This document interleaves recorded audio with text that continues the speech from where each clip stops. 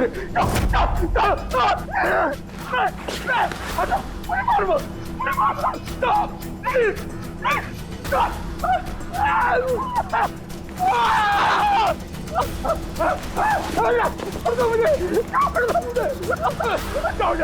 मेरे पास मुझे मत मारो, छोड़ दो मुझे, मारो मत मुझे।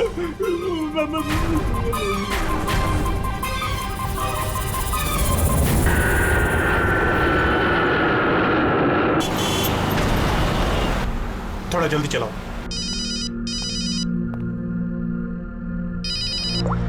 हेलो, इसमें प्रद्युमन है सर, एक खून हुआ है। खून हुआ? कौन बोल रहा है? शहर के मशहूर बिजनेसमैन जयंतीलाल जी का खून। जयंतीलाल जी का खून हुआ है? कौन बोल रहा है ये? देखिए सर, मैं कौन बोल रहा हूँ ये इंपॉर्टेंट नहीं है। इंपॉर्टेंट ये है कि सेठ जी का खून हुआ है और उनके घर वाले उनकी बॉडी को अंतिम संस्कार के लिए लेकर जा रहे हैं।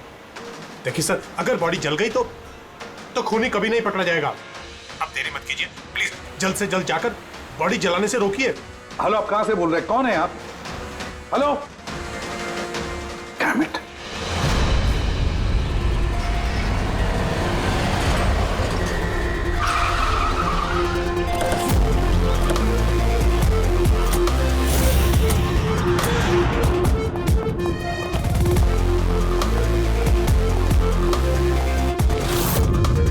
अरे कौन है आप लोग? ऐसे कैसे घर में अंदर आ रहे हैं? हम लोग सीआईडी से हैं। घर के सारे लोग कहाँ हैं? सर वो लोग तो साहब की बॉडी लेकर शमशान घाट गए हैं। शमशान घाट गए?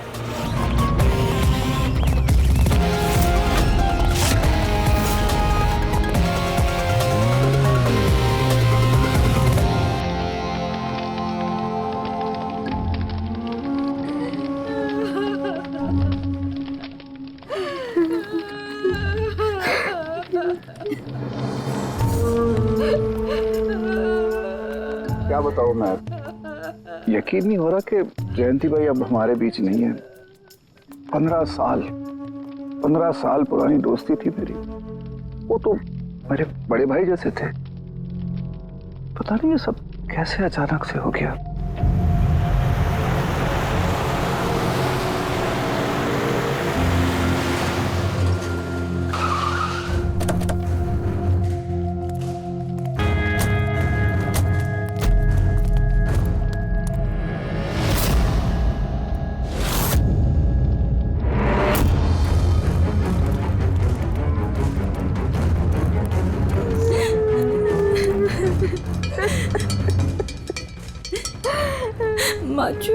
एक्सक्यूज मी,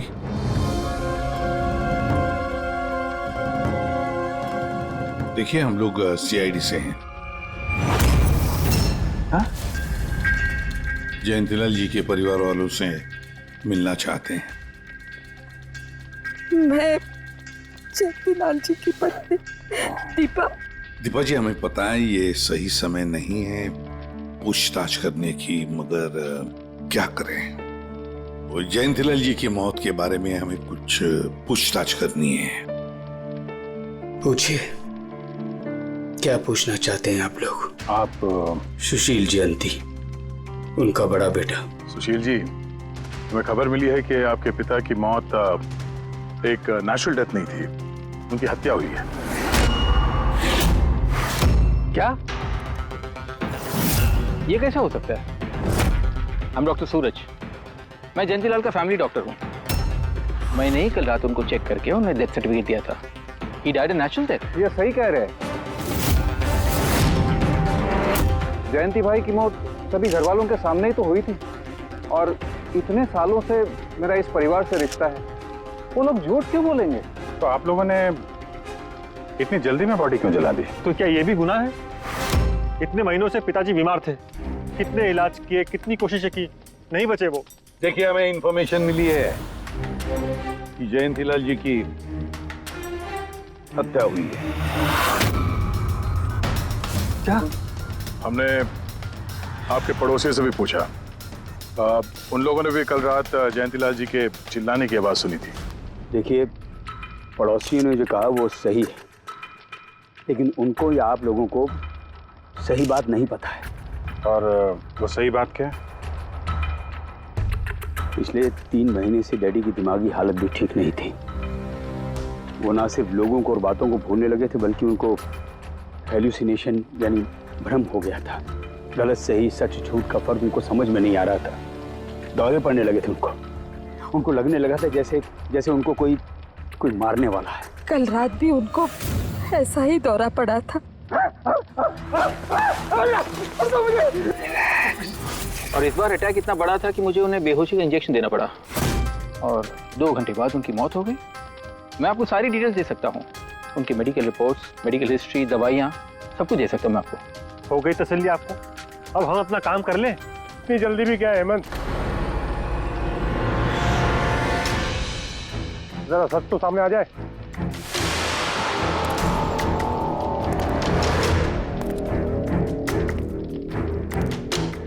आप सर, मेरा नाम मोहन है, मैं जयंतीलाल जी का वकील। मैंने आपको फोन किया था सर। मोहन जी, आपको ऐसा क्यों लगता है कि जयंतीलाल जी की हत्या हुई है? मेरे शक की वजह है उनकी वसीयत। लेकिन ऐसा क्या है इस वसीयत में? सब कुछ, कि उनकी जायदाद में से किसको कितना हिस्सा मिलेगा। उससे क्या फर्क पड़ता है? हम सब एक फैमिली हैं, किसी को छोटा किसी को बड़ा शेयर मिलेगा, यही ना? दैट्स ओके, कोई फर्क नहीं पड़ता है। अगर जयंतीलाल जी की मौत नेचुरल ना होकर मर्डर साबित हुई तो आप में से किसी को भी उनकी जायदाद का कोई हिस्सा नहीं मिलेगा। Nothing at all. ऐसे कैसे हो सकता है? मुझे बराबर याद है कि 1 साल पहले उन्होंने मेरी सलाह लेकर ही ये वसीयत बनाई थी और उसमें तो ऐसा कुछ भी नहीं लिखा था। दीपा जी, 3 महीना पहले उन्होंने नई वसीयत बनवाई थी। ये क्या बोल रहे हैं आप? ये कैसे हो सकता है? ये सब कुछ बकवास है। अरे पिताजी आपको कब मिले? आप तो 3 महीने से हमारे घर पे आए नहीं, और पिताजी भी 3 महीने से घर के बाहर निकले ही नहीं। तो फिर? हेमंत, वो खुद मेरे ऑफिस में आए थे 3 महीना पहले। मैं अब जिंदा नहीं रहूंगा। आप क्या कह रहे हैं सर? कोई मेरी जान लेना चाहता है, मुझे मार डालेगा। सर, कैसी बात कर रहे हैं आप? कौन है जो आपको मारना चाहता है? कोई अपना, मेरे परिवार के सदस्यों में कोई है। मुझे पूरा यकीन है कि मैं अब चंद दिनों का मेहमान हूं। सर, कौन है वो? कहा ना, कोई अपना। क्या सोच रहे हो? पुलिस के पास जाऊं? यही कहना चाहते हो? सर, मैं पुलिस को खबर करूं? नहीं, पुलिस वाले भी अब मुझे पागल समझेंगे। तुम मेरा एक काम करो मोहन, मेरा वसीयतनामा बदल डालो। अगर मेरी मौत हो जाती है और मौत के बाद ये साबित होता है कि उसका कारण मेरा परिवार है, तो मेरा बिजनेस, मेरा पैसा, मेरा कुछ भी परिवार के किसी भी सदस्य के नाम नहीं होगा। सर, अगर परिवार के सदस्य को नहीं मिलेगा तो किसको मिलेगा?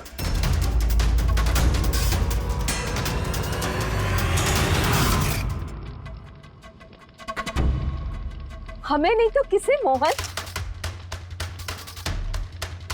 जायदाद किसको मिलेगी? सर, सीआईडी को।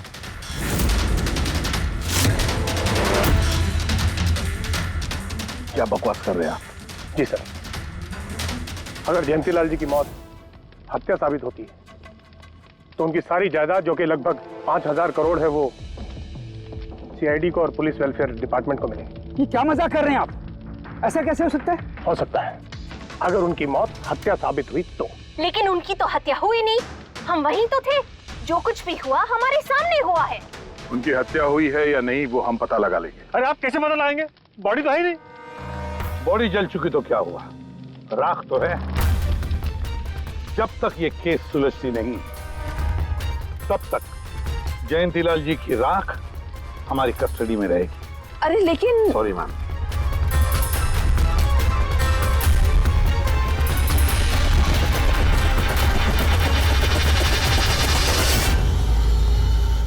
मोहन मोहन जी, सर जरा बताइए, क्या जयंतीलाल जी ने खुद आपसे कहा था कि उनके परिवार वालों में से कोई है जो उनकी जान लेना चाहता है? जी सर। क्यों? सर वजह तो पता नहीं, लेकिन उनको लगता था कि उनके घर वाले पैसों के लिए उनकी जान लेना चाहते हैं सर। बेटों से वो खुश भी नहीं थे। वो चाहते थे कि हेमंत और सुशील उनके साथ बिजनेस में हाथ बटाएं, उनके साथ बिजनेस करें, लेकिन ऐसा हुआ नहीं सर। ऐसा क्या हुआ? सर दोनों ने अपना अलग अलग बिजनेस शुरू किया, लेकिन उसे भी चला नहीं पाए। और हेमंत सर, वो तो एक नंबर का अय्याश निकला। उसने सेठ जी के सारे पैसे उड़ा दिए। सर बाप बेटे में हमेशा खटर पटर चलती रहती थी, कभी बनी नहीं बाप बेटे में। बनती नहीं थी, मगर हम बाप बेटे तो थे। मुझे पैसों की बहुत जरूरत थी, लेकिन इसका ये मतलब थोड़ी है कि मैं अपने पिता को ही मार दूंगा। मार भी सकते हो। आखिरकार दुनिया में आधे से ज्यादा गुनाह तो पैसों के लिए ही होते हैं। फिर तो सुशील भैया की वजह मुझसे बड़ी थी। उनका पिछला बिजनेस उन्होंने घाटे में बंद किया और अभी जो है वो नुकसान में चल रहा है। सर मार्केट का बहुत पैसा है उनके ऊपर, और डैडी भी इस बार सुशील भैया की मदद करने के लिए रेडी नहीं थे। सर मैं मानता हूं कि डैडी नाराज थे, नहीं दे रहे थे मुझे पैसे, पर मुझे ये भी पता है कि वो मुझे और मेरे परिवार को मरने के लिए नहीं छोड़ सकते थे। खून में उनका। खून तो हो, इसीलिए पैसों के लिए अपनों का ही खून बहा दिया। सर एक आइडिया है। क्या है कि अब जो हुआ सो हुआ, उसको बदला तो नहीं जा सकता ना, लेकिन इस सिचुएशन से अपना फायदा जरूर निकाल सकते हैं। क्या मतलब? वो सर आप ये मामला सुलझा दीजिए। मान लीजिए कि नेचुरल डेथ थी। अब वसीयत के हिसाब से पैसे सीआईडी और मुंबई पुलिस की जगह हमें मिलेंगे, जो उसके असली हकदार हैं। नहीं, आप लोगों का जो नुकसान हुआ होगा वो हम आपस में समझ लेंगे ना। सुशील जी, हर आदमी एक जैसा नहीं होता, और दोबारा ऐसे बात करने की गलती नहीं करना, समझे? तुम अपनी दादाजी से बहुत करीब थी ना? दादाजी मुझे बहुत प्यार करते थे। हम दोनों बेस्ट फ्रेंड्स के जैसे थे, एक दूसरे से सारी बातें शेयर करते थे। कभी दादाजी ने तुमसे ये कहा था कि उनकी जान को खतरा है, कोई उन्हें मारना चाहता है, ऐसे कभी कुछ कहा था उन्होंने? उन्हें हर किसी से डर लगता था। दादाजी सिर्फ मेरे पे विश्वास करते थे, बाकी उन्हें सबसे डर लगता था। तो उन्हें लगता था कि कोई उन्हें मार देगा। चलो दादू, अब हम खाना खाएंगे। क्या ये? चलो चलो चलो चलो दादू। मुझे वो सब लोग इसमें जहर मिला के मुझे मारना चाहते हैं। कौन मारना चाहता है दादू आपको? वो सब लोग मिले हुए हैं, सब मेरे खिलाफ साजिश कर रहे हैं। तुम मत खा, अरे फेंक देते, वरना तू भी मर जाएगी। दादू आप मेरा विश्वास करो, ये खाना मैंने अपने हाथों से बनाया, इसमें कुछ नहीं है, इसमें जहर भी नहीं, कुछ नहीं है। दादू आप मेरा विश्वास करो। देखो देखो देखो, मेरे हाथों में खा रही हूँ ना, देखो देखो, मुझे कुछ हुआ, मैंने अपने हाथों से बनाया। चलो दादू, चलो चलो चलो, खाओ खाओ खाओ खाओ। गुड दादू, गुड दादू। चलो एक और बाइट, जल्दी से जल्दी से जल्दी से जल्दी से एक और बाइट खाएंगे। अच्छा है ना दादू? गुड गुड, चलो चलो। कितना प्यार करती है, तू मेरा कितना ख्याल रखती है, बाकी सब लोग मेरी दौलत के पीछे मुझे मार देंगे। दादू आपको कुछ नहीं होगा, आपका बहादुर बच्चा है ना इधर, मैं आपको कुछ नहीं होने दूंगी। देखो, अब तुम घर जाओ, जाओ, और देखो किसी भी चीज की जरूरत पड़े तो मुझे फोन करना, ठीक है? जाओ।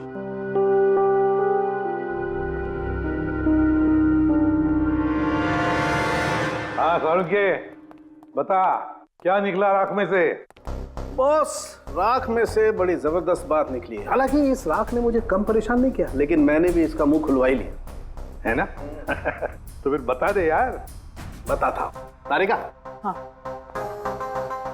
सर, हमने इस राख का स्पेक्ट्रोस्कोपी टेस्ट किया, फिर रिपोर्ट से बात साबित हो गई है बॉस कि जयंतीलाल की मौत नेचुरल नहीं है। जयंतीलाल को मारा ही गया। क्या कहा तुमने? जयंतीलाल की मौत नेचुरल डेथ नहीं थी? नहीं। कैसे सामझे? कैसे मारा? लार्सनिक से। लार्सनिक? जयंतीलाल की राख में हमें लार्सनिक मिला है बॉस। राख में से लार्सेनिक? सर कुछ केमिकल्स और हेवी मेटल्स, धातु ऐसे होते हैं जो जलने पर भी नहीं खत्म होते। लार्सेनिक उनमें से एक है। इसलिए लाश के पूरी तरह जल जाने के बावजूद उसमें मौजूद लार्सेनिक जलाने और राख में ऐसे ही रहा। लेकिन एक बात समझ में नहीं आ रही है सामने कि अगर जयंतीलाल की मौत लार्सेनिक की वजह से हुई है तो फिर उसके फैमिली डॉक्टर सूरज को ये पता कैसे नहीं चला? पता कैसे नहीं चला? उसने नेचुरल डेथ का सर्टिफिकेट इश्यू किया ही कैसे और क्यों? बॉस, अगर लार्सनिक जैसा जहरीला केमिकल इंसान के शरीर में एक साथ बहुत ज्यादा मात्रा में पहुंचा दिया जाए तो इंसान की तुरंत मौत हो जाती है। लेकिन अगर यही जहर धीरे धीरे थोड़ी थोड़ी मात्रा में उसके शरीर में पहुंचाया जाए तो उसकी मौत एक साथ एकदम नहीं होती है। पहले उसकी याददाश्त जाती है, फिर उसे अजीब अजीब से सपने आने लगते हैं, उसे हेलुसिनेशन होने लगता है, भ्रम होने लगता है, फिर पागलपन के दौरे पड़ते हैं। और जयंतीलाल के साथ ये सब कुछ हो रहा था। लार्सनिक? जी हाँ, लार्सनिक। और इससे यह साबित हो गया कि जयंतीलाल जी की मौत बीमारी से नहीं बल्कि उनका खून किया गया। लेकिन ये किया किसने? वही पता करने हम लोग यहाँ हैं। अभिजीत, जयंतीलाल जी का कमरा चेक करना पड़ेगा। Okay sir.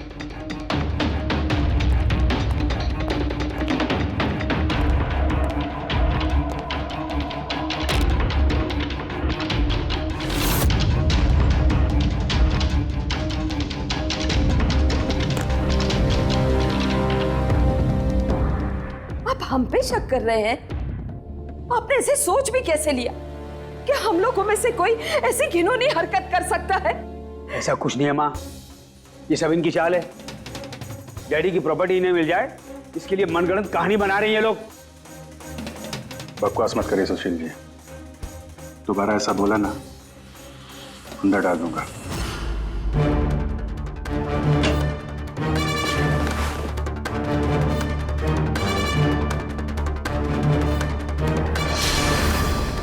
आप धमकाकर हमें चुप करा सकते हैं लेकिन कुछ साबित नहीं कर सकते। एग्जैक्टली। आप लोग ये सब कुछ इन 5,000 करोड़ के लालच में कर रहे हैं ना? बोल चुके आप लोग, अब बस सीआईडी को अपना काम करने दीजिए। क्या मजाक नहीं चल रहा है? एक आदमी का खून हुआ है, खून। तो आप सबकी भलाई इसी में है कि हमारे साथ कोऑपरेट करें। अच्छा, अब सीआईडी धमकाने भी लगी है। ये धमकी नहीं है, ये आशी, आशीष, आशी बेटा, आशी क्या हो गया? आशी बेटा, आशी बेटा उठो। आशी आंखें खोलो, क्या हो गया तुम्हें? आशी, आशी बेटा क्या हो गया? अरे जरा देखो इसे भी, क्या हो गया मेरी बच्ची को? आशी क्या हुआ? आंखें खोलो, हो गया? आशी बेटा, आशी बेटा, आशी, आशी।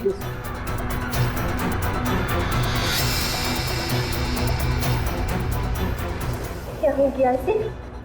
आशी, इसे हॉस्पिटल ले जाना पड़ेगा फौरन। हाँ पंकज, क्या? माय गॉड, ये अच्छा ठीक है।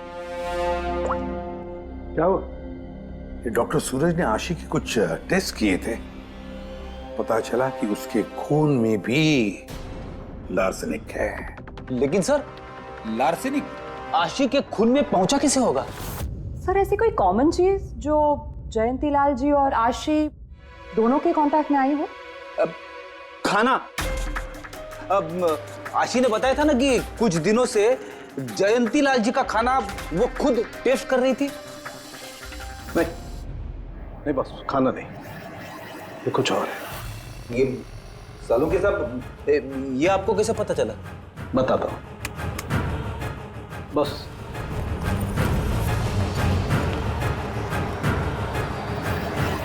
ये है वो बाल जो हमें जयंतीलाल के हेयर ब्रश में से मिला है। अब लार्सनिक को अधिकतर नाखूनों में और बालों में ही जमा होता है।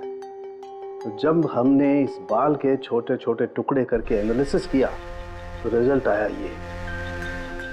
और सर हमने इन टुकड़ों का एटॉमिक अब्जॉर्प्शन टेस्ट किया तो पता चला कि दूसरे केमिकल्स के साथ साथ इसमें लार्सेनिक भी है। अब क्योंकि बाल धीरे धीरे बढ़ते हैं इसलिए हमने इस रिजल्ट को कैलेंडर के साथ टैली किया। बॉस, तब हमें पता चला कि जयंती लाल को ये लार्सेनिक 8 से 10 दिन के गैप में दिया जा रहा। और 8-10 दिन के गैप में? इसका मतलब जो भी है, जयंतीलाल को हर 8-10 दिन के इंटरवल पर लार्सेनिक दे रहा था, धीरे धीरे मार रहा था। और इसकी शुरुआत हुई बॉस 3 महीने पहले। 3 महीने पहले? सर, हाँ, फिर तो खूनी जयंतीलाल जी के घर वालों में से कोई नहीं होगा। परिवार वाले 8-10 दिन तक इंतजार क्यों करेंगे? एक ही बार में मार देंगे। फ्रेडी, परिवार वाला भी तो जयंतीलाल को धीरे धीरे मार सकता है ताकि किसी को उस पर शक न हो। सर, पिछले 3 महीने से कुछ मसाज करने वाले आ रहे थे, मैंने बताया तो था आपको। हाँ, चेक कर चुके हैं हम उनको। उनके अलावा और कोई आता था क्या? कोई एक हो तो बताओ। उनके दोस्त, पुराने बिजनेस पार्टनर और ऑफिस के स्टाफ वगैरह बहुत सारे लोग आते रहते थे घर पे। जी, डैडी बहुत सोशल थे। लोगों से मिलना जुलना, पार्टीज में जाना उनको बहुत अच्छा लगता था। इसीलिए जब उन्होंने बाहर जाना बंद कर दिया तो लोग उनसे मिलने घर पर आने लगे। लेकिन इन लोगों को हम अच्छी तरह से जानते हैं सर, इनमें से कोई ऐसा नहीं कर सकता है। भाभी देखिए ना, ये कैसा निशान लगा है। 4 बार धोया, 4 बार छुटाया, फिर भी नहीं हट रहा। अरे ठीक से धो ले, साफ हो जाएगा। अरे भाभी कितनी बार रगड़ा, नहीं जा रहा। और जाएगा भी नहीं, क्योंकि ये दाग खून का है। खून? जी हाँ। सुनिए, आपके कुर्ते पे ये खून का दाग कहाँ से आया? आपको कहीं चोट लगी है क्या? क्या हुआ आपको? मुझे नहीं पता। अरे मुझे मेरे कुर्ते पर कहाँ से आया? मैं खुद हैरान हुआ था कल जब मैंने इसे देखा। तो कल लगी आपको ये चोट? नहीं, मुझे कोई चोट नहीं लगी। हाँ, जब मैं कल लोगों से मिल रहा था तब ये खून का दाग लगा मुझे।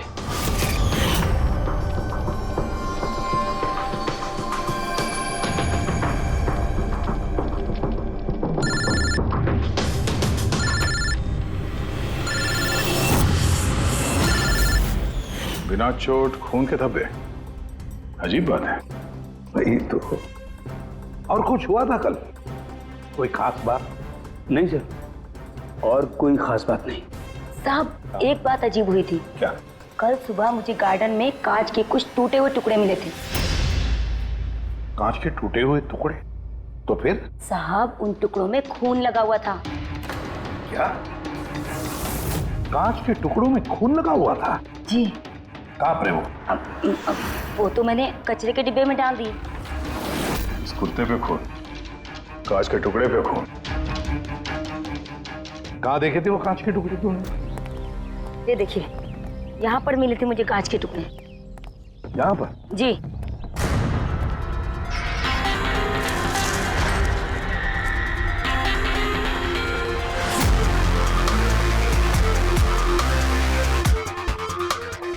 टूटा हुआ बल्ब है सर। बल्ब का टुकड़ा मिला क्या उसको? काम करो अभिजीत, इस घर में जितनी भी लाइटें हैं, लैंप्स हैं, सब चेक करो। देखो कोई बल्ब गायब है क्या?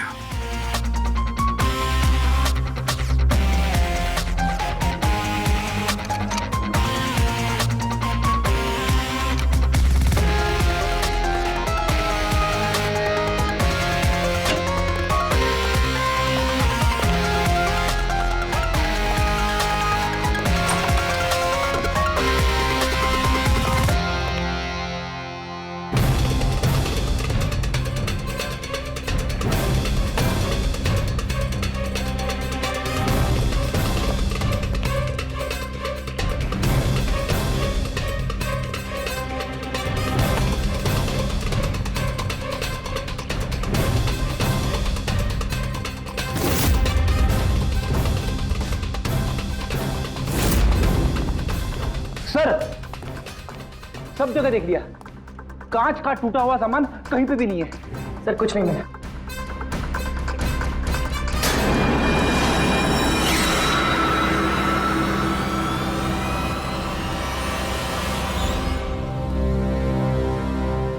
सर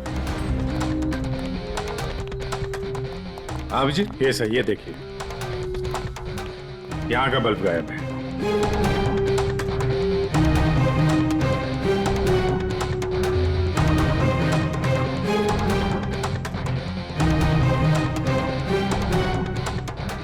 बड़ी अजीब बात है, ये लैम्प तो बिल्कुल ठीक था। मैं और दादू इस लैम्प के नीचे काम भी किया करते थे, और जिस तरह दादू की मौत हुई तब भी ये लैम्प ठीक था, इसमें बल्ब था और ऑन था।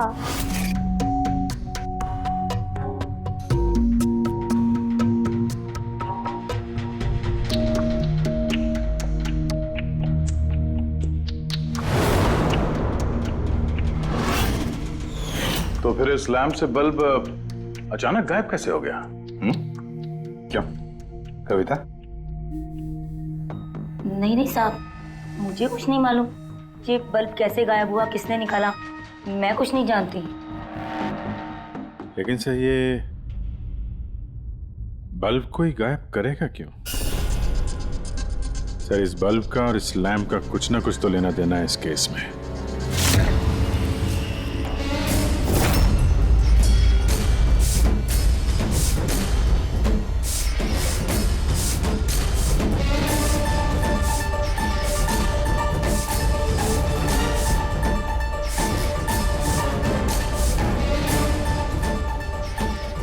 बॉस, ये धब्बे देख रहे हो? ये धब्बे लार्सनिक के हैं।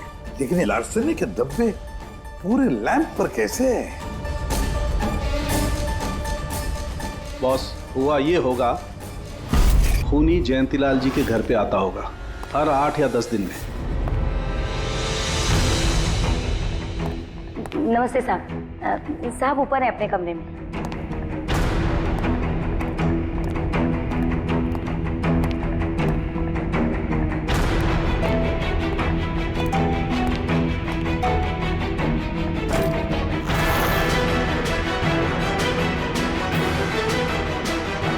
और चुपके से जयंतीलाल के टेबल लैंप पे लार्सनिक छिड़कता होगा।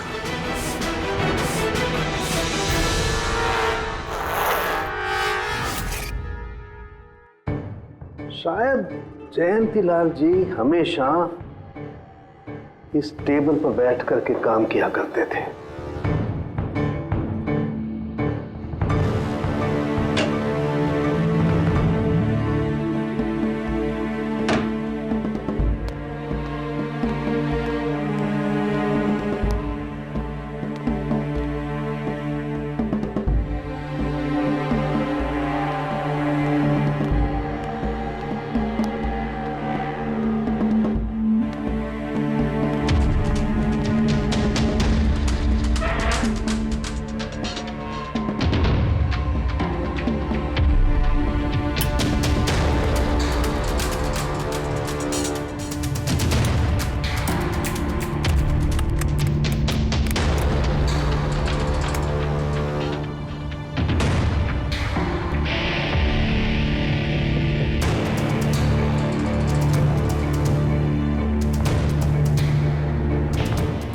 और जैसे ही ये बल्ब गर्म होता था, लार्सनिक धीरे धीरे फैलकर जयंतीलाल जी की सांसों में घुल जाता था।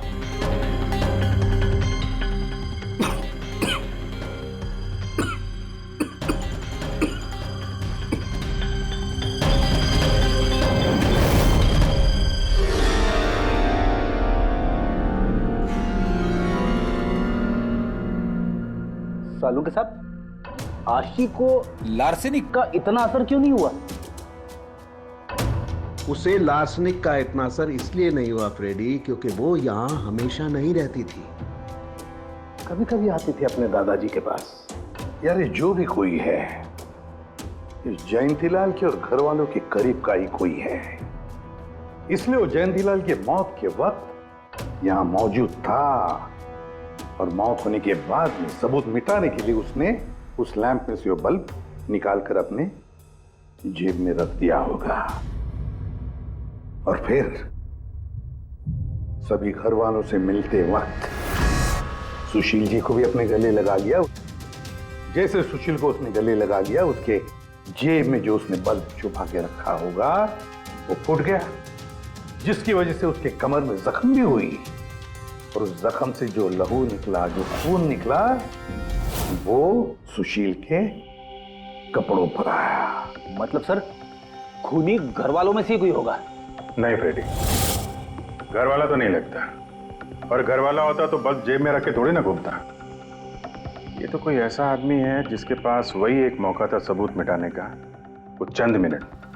घर वाला तो कभी भी निकाल लेता। सर उस दिन तो कितने लोग आए थे यहाँ, खूनी का पता कैसे चलेगा? सर उस दिन मीडिया के लोग भी आए थे, कौन आया कौन गया ये सब रिकॉर्ड तो किया ही होगा उन लोगों ने। तो चलो देख लेते हैं किस किस ने सुशील जी को गले लगाया था।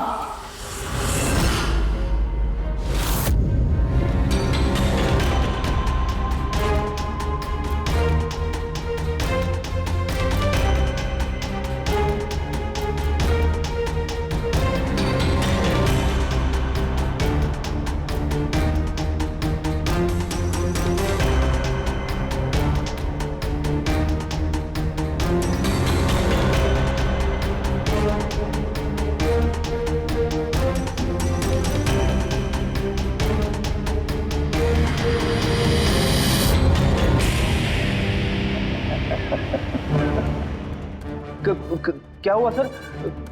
खूनी का पता चल गया? हाँ फ्रेडी, खूनी मिल गया। कौन है? फ्रेडी, इस आदमी की पूरी कुंडली निकालो, पता लगाओ पिछले 3 महीनों में ये कहां कहां गया था, किस किस से मिला था, क्या क्या किया है इसने, सब कुछ।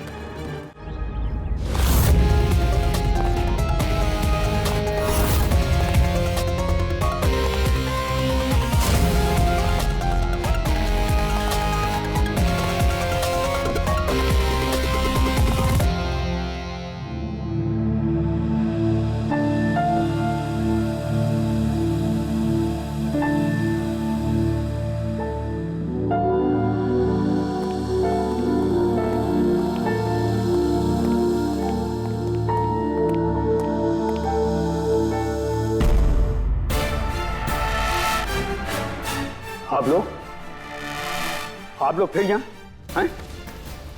खूनी का तो पता चला नहीं होगा, कुछ छानबीन रहेगी होगी। नहीं सुशील जी, कोई छानबीन नहीं बची है, खूनी का पता चल गया है और खूनी अभी इसी वक्त यहां हम सब के बीच मौजूद है। क्या? कौन है वो?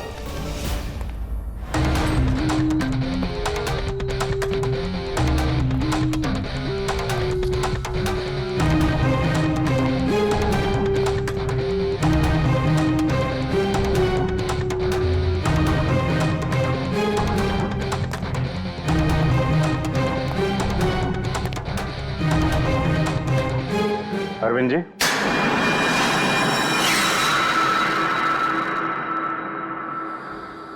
जरा उठेंगे आप?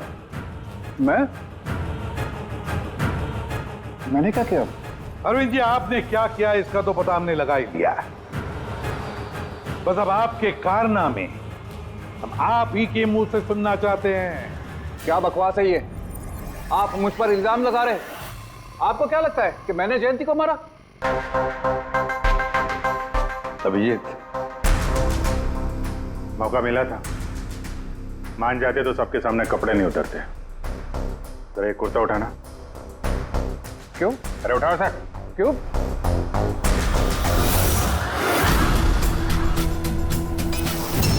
क्या है ये? निशान कैसा है? हाँ? कौन सी भाषा बोल रहे हो तुम? हिंदी में बोलो, हिंदी में, मातृभाषा है हमारी। भूल गए क्या? याद दिलाओ। हाँ? नहीं सर,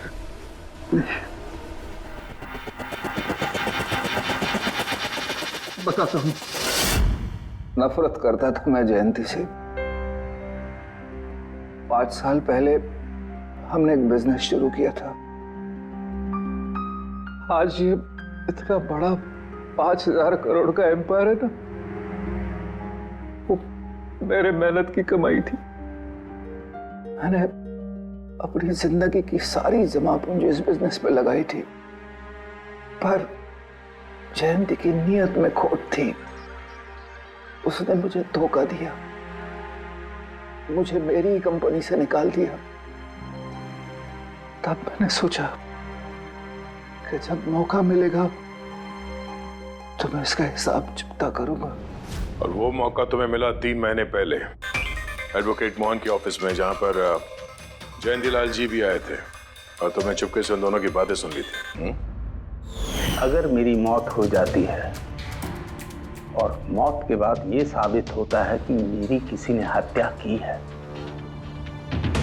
तो मेरा बिजनेस, मेरा पैसा, कुछ भी मेरे परिवार के किसी भी सदस्य को नहीं मिलेगा। सर, अगर परिवार के सदस्य को नहीं मिलेगा तो किसको मिलेगा? सीआईडी को, जो मेरा मर्डर इन्वेस्टिगेट करेगा। मुझे लगा अच्छा मौका है। जयंतीलाल को मारूंगा मैं और शक जाएगा उसके परिवार पर। और इसीलिए तुमने जयंतीलाल की तरफ दोस्ती का हाथ बढ़ाया, एक नया प्रपोजल लेकर। क्यों? मेरे दिमाग में एक आइडिया था जिसके लिए मेरा उसके घर बार बार जाना जरूरी था।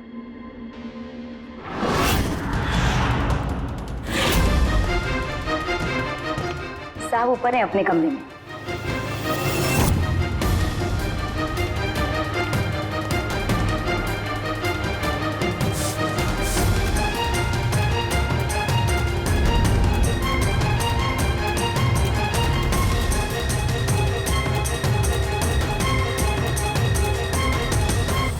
लेकिन एसीपी साहब, आपको इन पे शक कब हुआ?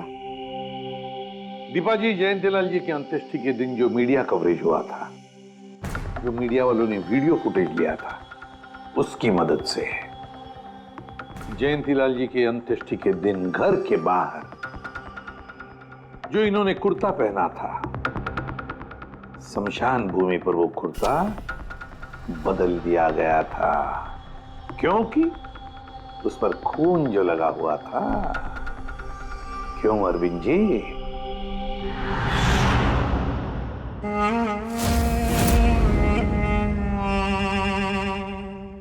अरविंद जी, बदले की आग में तुमने जयंतीलाल का खून कर दिया। क्या मिला तुम्हें? कैसा सुख मिला?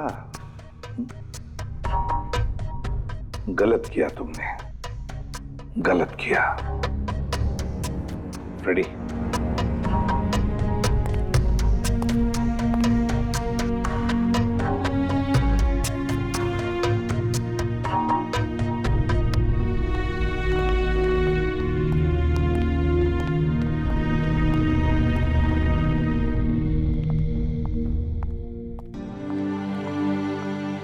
Thank you sir, thank you very much.